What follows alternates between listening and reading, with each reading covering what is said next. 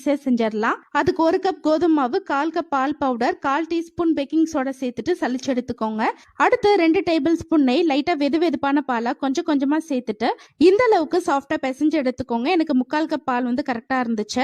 லாஸ்டா 1 table spoon நெய் சேர்த்துட்டு இது அப்படியே ஒரு 10 நிமிஷத்துக்கு ஊற விட்டுறலாம். அடுத்து சாஸ் பேன்ல 1/4 கப் சர்க்கரை, 1/4 கப் தண்ணி, வாசனைக்கு 1 ஏலக்காய், கொஞ்சமா ஃபுட் கலர், 1 டேபிள் ஸ்பூன் நெய் சேர்த்துட்டு ஒரு 3 நிமிஷம் கொதிக்க விடுங்க. இப்ப சுகர் சிரப் ரெடி ஆயிடுச்சு. அடுப்பு ஆஃப் பண்ணிட்டு இப்ப மாவு நல்லா ஊறி வந்திருக்கும். லைட்டா மட்டும் பிசைஞ்சு விட்டுட்டு உங்களுக்கு எந்த சைஸ்ல வேணுமோ உருண்டை பிடிச்சுக்கோங்க. நான் இன்னைக்கு சிலிண்டரிக்கல் ஷேப்ல தான் ரெடி பண்ணியிருக்கேன். இப்ப எல்லாத்தையும் ரெடி பண்ணியாச்சு.